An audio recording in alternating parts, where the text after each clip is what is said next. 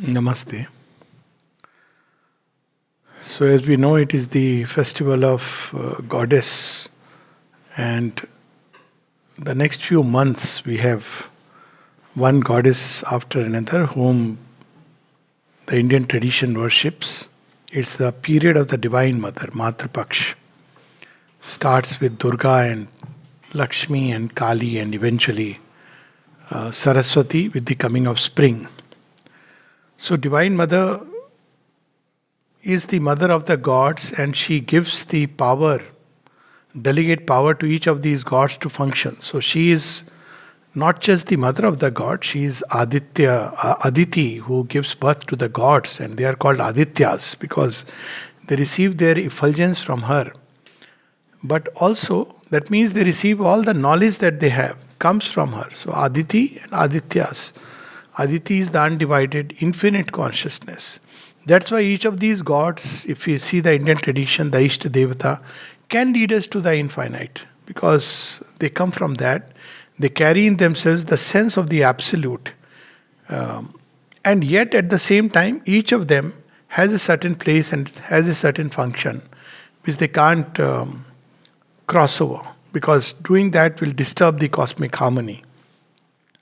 And she is also the power of these gods, the Devatma Shakti, which is we see described in a very beautiful way of stories wherein the gods and their consorts, the feminine energies, which we see in the Vedas.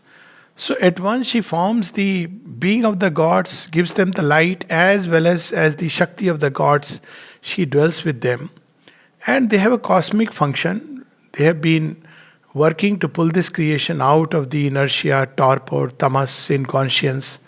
And in that process, pitted against them are the titans, who are the beings and forces of darkness, the dark energies, the children of division. That's how they are called. They are Diti. So their work is to keep dividing things. And whereas Aditi, she keeps on building a higher harmony, a greater unity. This is the work which goes on. And constantly there is a tussle. Whenever the gods are on the ascendance, then the earth is full of beautiful hopes, aspiration, faith, all the beautiful qualities, dreams, ideals, all these things manifest upon earth in a very beautiful way. But when the titans have an upper hand, then the poison comes out. And this poison is, of course, we know, it is doubt, cynicism, pessimism, depression, despair. All this is the work of the titans. Quarrels, hate, ingratitude. So there is this constant battle going on. And this has gone on since several pralayas, not just a few millenniums, but several pralayas. If we take the Indian account, then at least 6 pralayas. So creation is slowly pulled out. But the question arises that will it always remain like this, the seesaw of the gods and the titans, or is there a final outcome? So this is here we see that Sri Aurobindo and the mother say that they have come for a final outcome. And the final outcome cannot be decided by just battle and conquest. Because what happens when there is a battle, ultimately what do the gods do? They have their own domain. And the titans, the forces of darkness, have their own domain. And they are pushed back into their domain. They are safe there. We have these descriptions in the Vedas. They live within holes. They live within dark caves of the subconscious. And the gods have their own domain. So when these titans rise up and try to claim earth and heavens, that's when the gods strike. Otherwise, they use human instruments. Gods also use the human instruments for their work upon earth. But as long as these beings remain, the titans remain, there will not be the definitive victory of the divine. So there has to be some plan, some deeper wisdom that must be worked out. And that deeper wisdom is that these titans originally were the revolted angels. They also came out of the divine, but they revolted against the divine will, and therefore they fell into that state where they are today. And the Divine Mother, one of her works is to also rescue them and transform them. Because if they are not transformed, it will always remain a nearing approximation of a very good Yuga, Satyuga type of creation. And then again there will be a collapse, because this is how it is going to be. So, when the Divine Mother started this new Leela, this Leela's purpose is transformation, a definitive answer, a final solution. So, quite naturally, in this Leela, not only human beings, of course, are the main partners in the play, because always it is Nar Narayan. On the basis of humanity consciousness in human beings has to leap beyond human. So, human beings are the basis for the next evolution. But then in this Leela, there were many other players or participants. We see them in countless stories of the mother and Sri Aurobindo. There were, of course, the plants, the animal life, and the denizens of the other worlds. Characteristic among them are the titans and the gods. They were also important players in this play. Why? Because the titans had to accept conversion and be transformed or dissolved. This was the choice given to them, and that is one part of the story. So this time the game was not just to push them back into their place and make Earth a seemingly secure place. That is what was meant when Mother said that 1926, when the overmind creation had descended, Sri Aurobindo didn't accept that because it had to be dissolved. That would create a godlike humanity. But after a few thousand years, again the dip will start. Maybe before that. So that was dissolved, and therefore, as a result of the pressure of transformation, as a result of maybe something within them sensing that their time has come, they had taken a very dark and difficult work of embodying the poison. That's the titans. They have embodied the poison. See, when people, very often we use the word, the person suffers from hate, jealousy, suspicion, fear. That person suffers. We can equally say the person suffers from anger. That person is suffering. Very unfortunate. But that person is suffering because he is filled with these dark elements.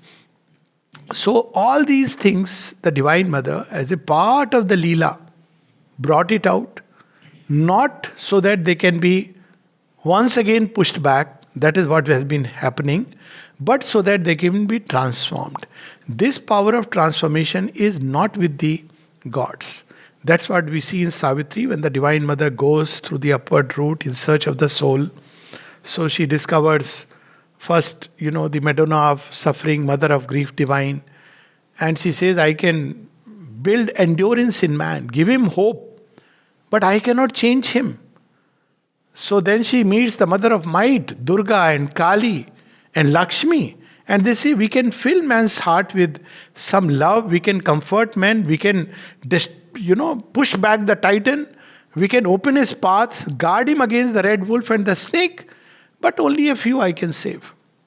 The rest lingers on. So she also cannot give the permanent solution.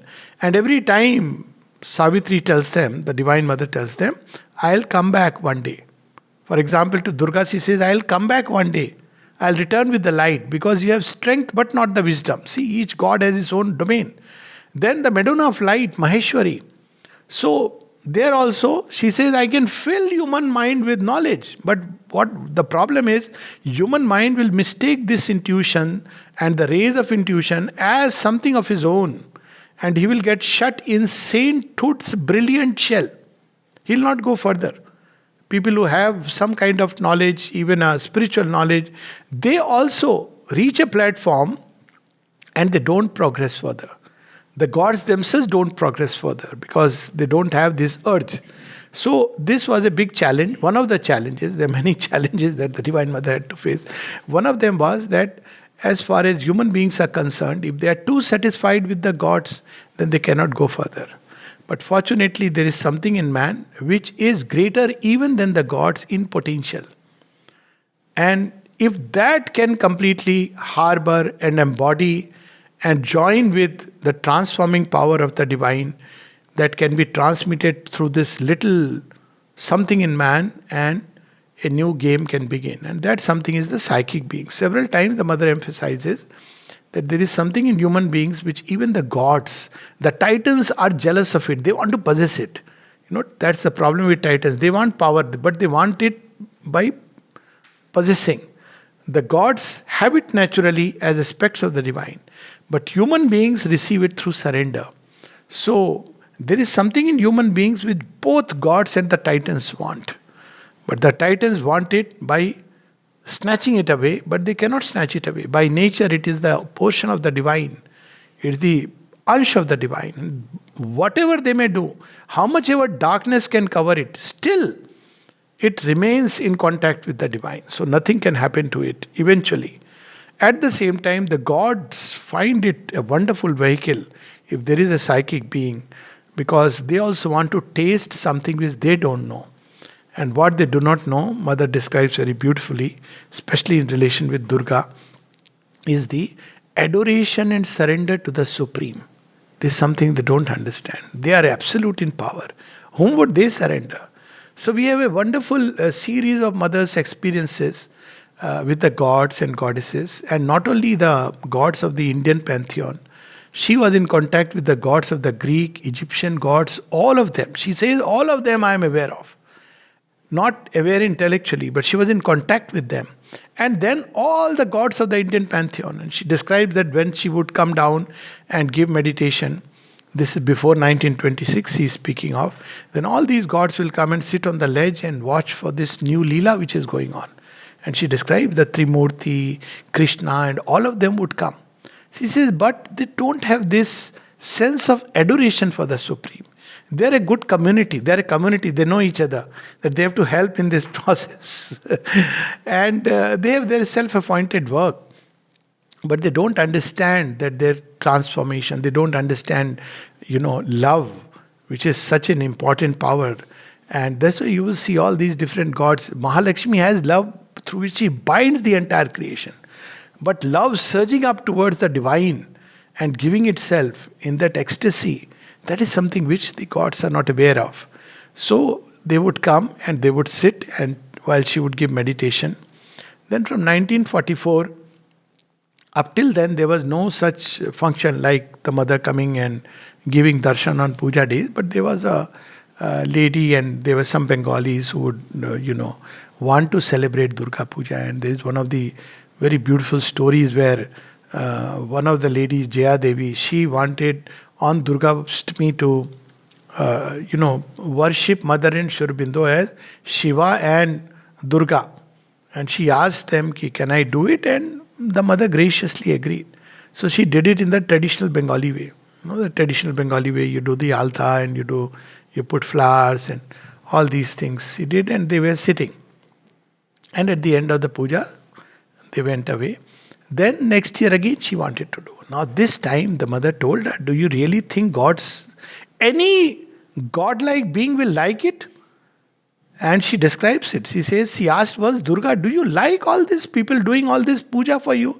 She said, I don't care. She said, because they are so used to it.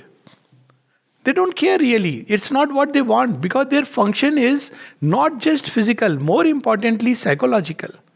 And that psychological function is they love if there is a human being who can embody something of their power. So, we have those wonderful, very inspiring lines. We have so many prayers and let's say to Goddess Durga and Kali. But one of the one which I have found so powerful is when Guru Gobind Singh says, Dehe Sivahe Var Mohe Satkarat Se Kabhu Na Daru. It is so powerful that give me the strength and courage that I may always live for truth, serve the truth. Now that is something that fascinates the gods.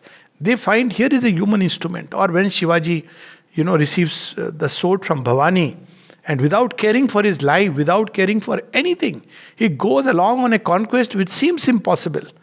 And he does manage to establish one of the biggest empires of the Maratha kingdom during that time.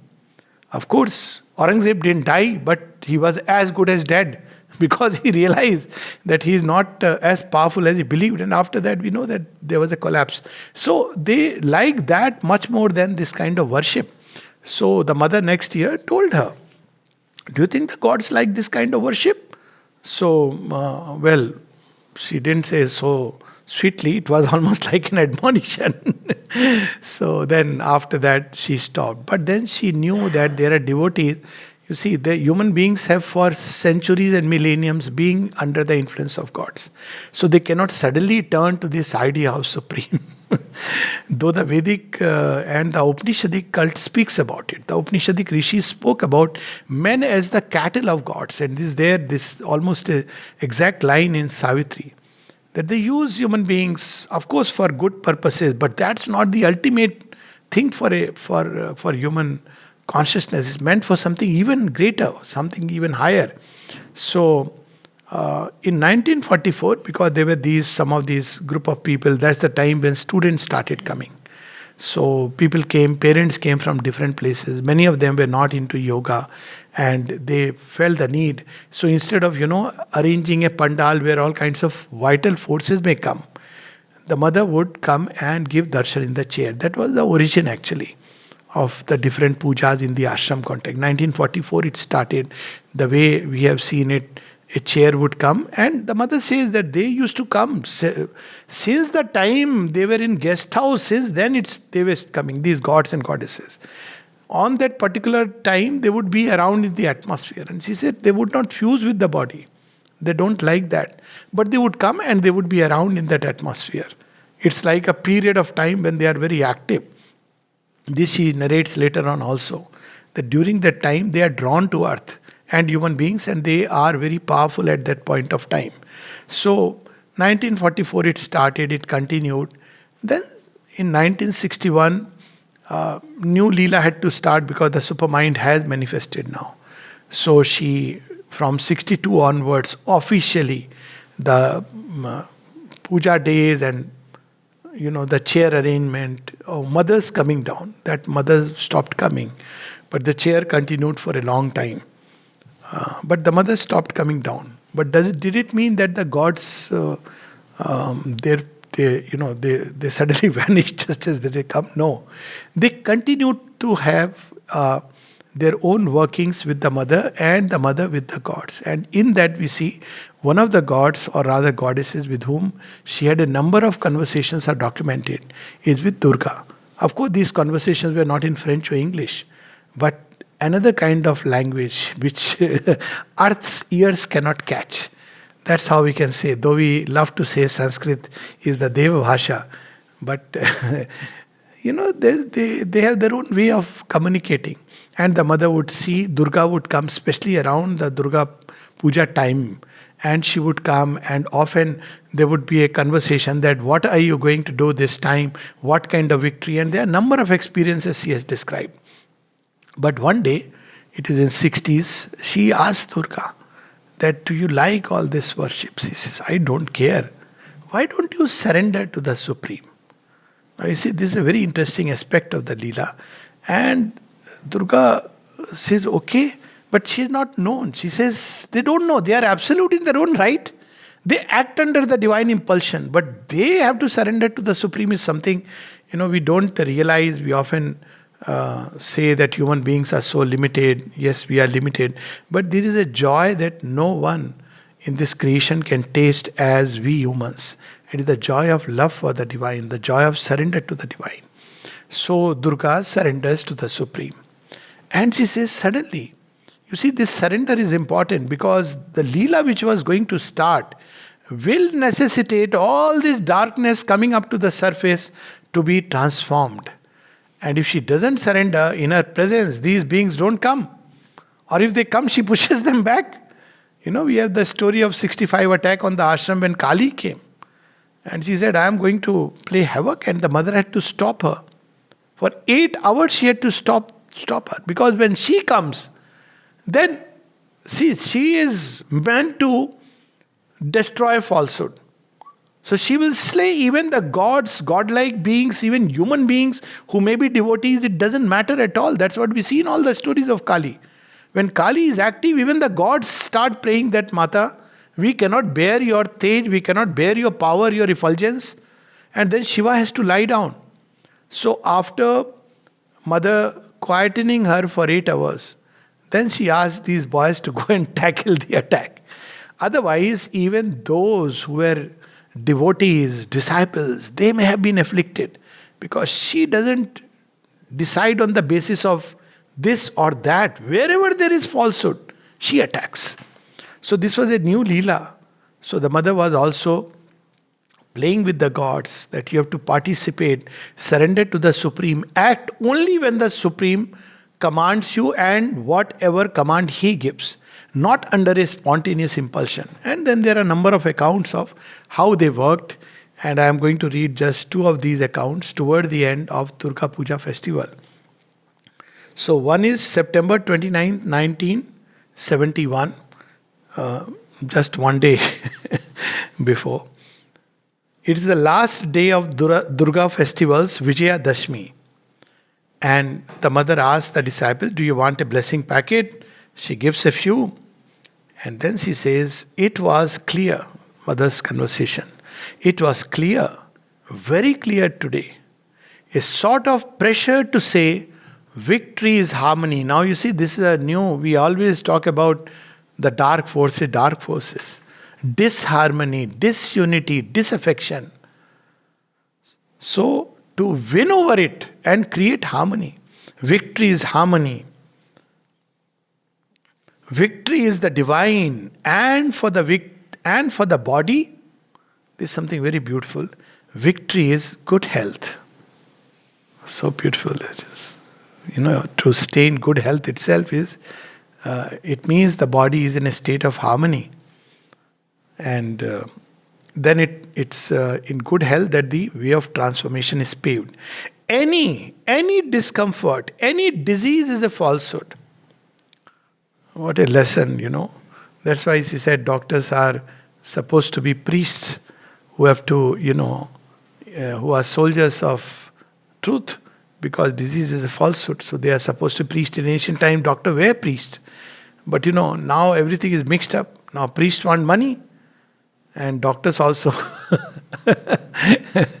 Now, you see, that has distorted everything. Otherwise, the medical profession was one of that, where money was not supposed to be involved, along with education. Two things in India. You were not supposed to ask money.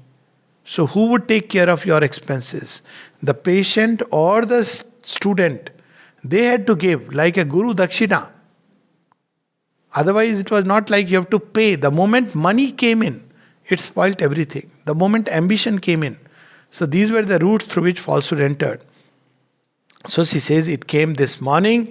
It was very clear. It was convincing, So it's all right.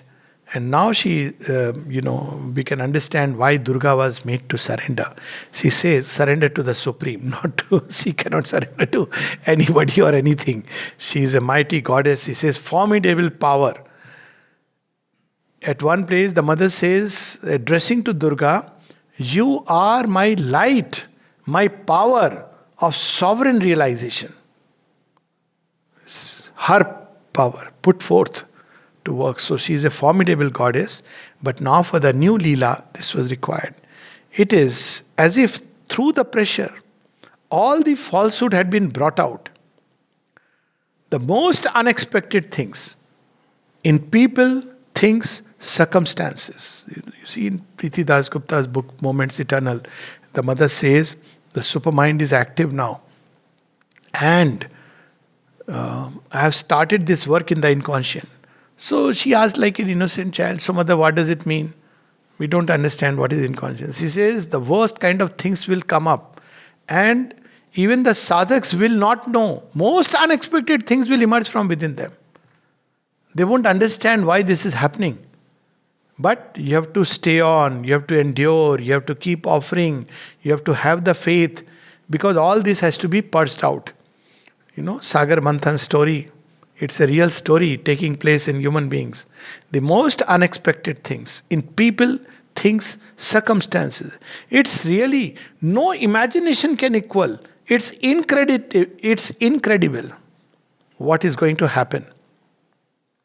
So the disciple says, but it's a good sign, isn't it? Mother says, oh yes, oh yes. Only the appearances she speaks about the place, are very, and then she just nods her head. It's as if there were a poison, And by putting pressure, The poison comes out to be got rid of, and how it's coming out. See, this poison is ingratitude, lack of faith. She speaks about it in a prayer of 1937. All the horrors of falsehood, telling lie became a way of life. And you see, this is part of the work and what all she would have absorbed. So when we read these Puranic stories that poison came out, we think they are myths and legends. They are the real realities, more real than our earthly drab realities of everyday life. And it is the Divine Mother who absorbs all this for us. After all, she is the power that takes the poison and annihilates it. So wherever there is power, there is but one power. That's why Sri Aurobindo says much more than the Purusha, it is the sacrifice of the Divine Mother. So she says it's coming out. Later we'll be able to talk about it, but it's really interesting. Really, yes, it's a good sign, a very good sign. Once someone asked Mother how long it will last, she says very, very long. It is poison of millenniums. She said very, very long. It all has to be digged out and put in its place, transformed, converted, dissolved, all these things. Yes, it means that all those forces that have remained hidden underneath for thousands of years. And when we understand this way, then we understand the happenings outside. All the hatred, all the pain, the anguish, all the past that was buried. Now we see literally past is coming up. And it is getting changed. Why it is so? It is a symbol of something going on in human consciousness. All the past that were put under wraps, nothing can remain hidden. And then she says, they have lost their hiding place. Yes, that's it. That's it. Incredible. But a power. Then she remains quiet. And then her last conversation on Puja Day is in 1972 on October 18th, 1972. Interesting because it happens to be also Dada's birthday. And October 18th, 1972. This is the season of pujas, the time of rituals to the Universal Mother. So the mother asks the disciple, do you want some silence?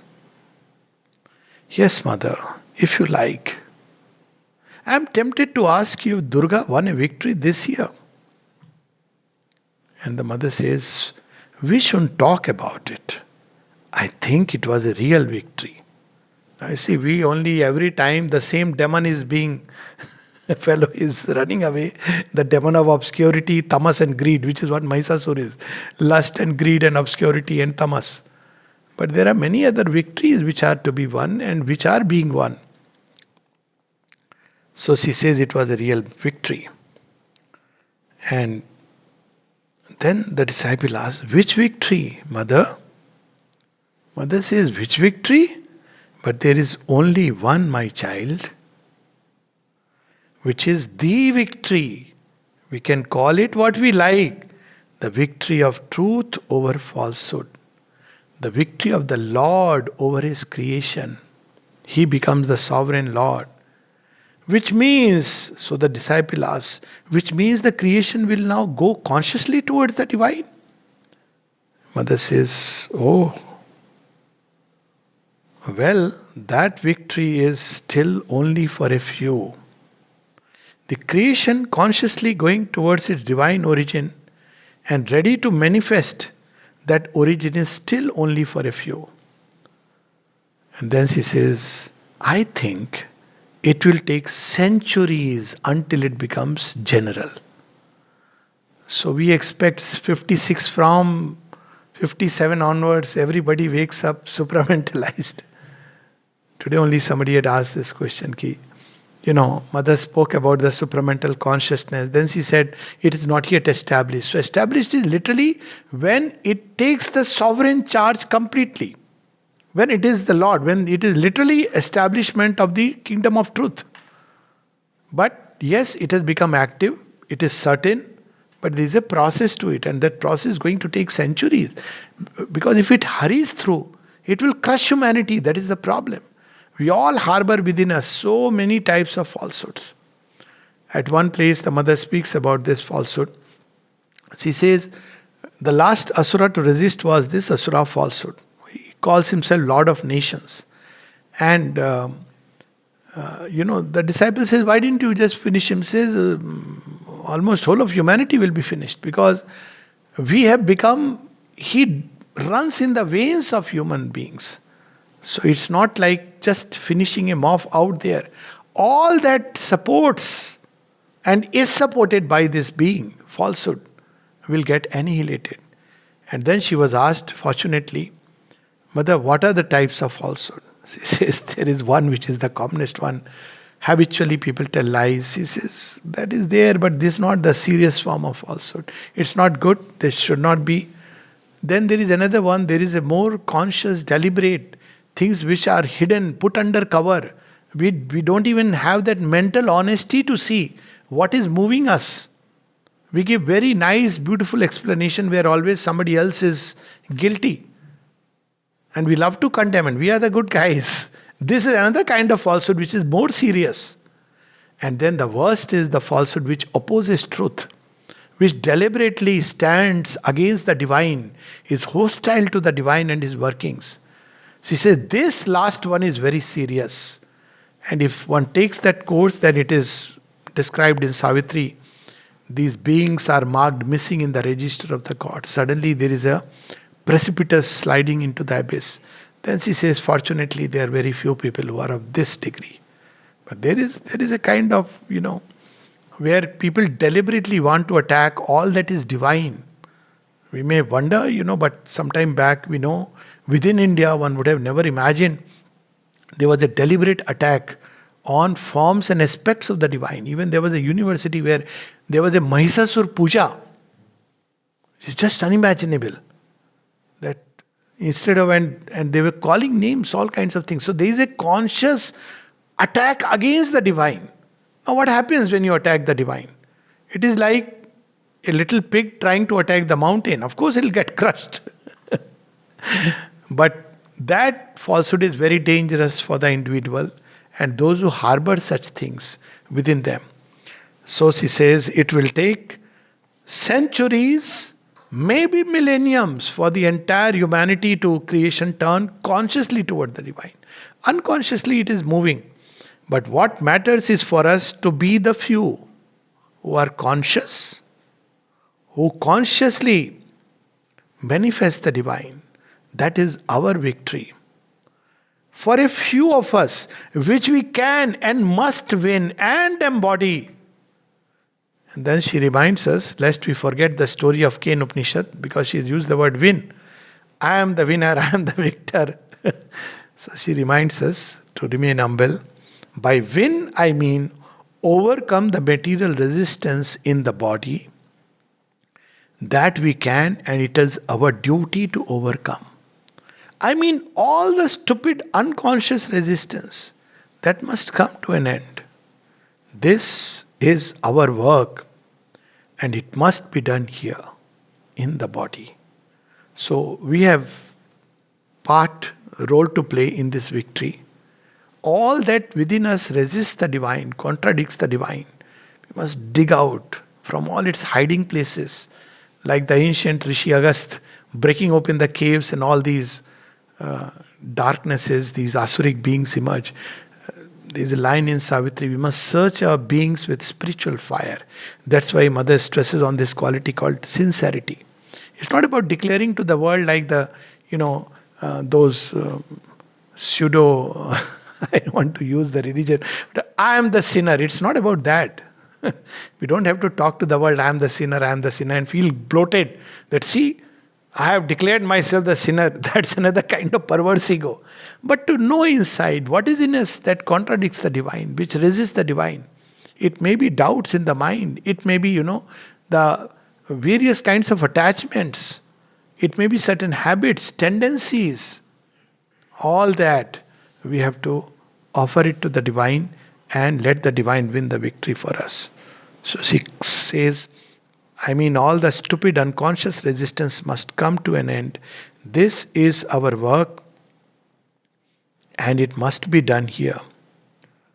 So the disciple asks, the last question he asks, you say it will take centuries or even millenniums, but for instance, would it not go faster by contagion? Each person who wins his victory, it will get transmitted to others. Indeed, Mother has said that. If we win our little victories, it gets transmitted, makes it easier for others. So we are that, the mouse who first solves the puzzle. And once you solve the puzzle, it becomes easy for others. That is a specific role given to those who have been picked up by the divine for this great work. It will become easy for others, each victory we win. So the disciples ask, would it not spread by contagion? And the mother says something which we should remember. With this, we'll stop. Let's first do what we should do. Let's concentrate on that. Let's do what we should do. Namaste.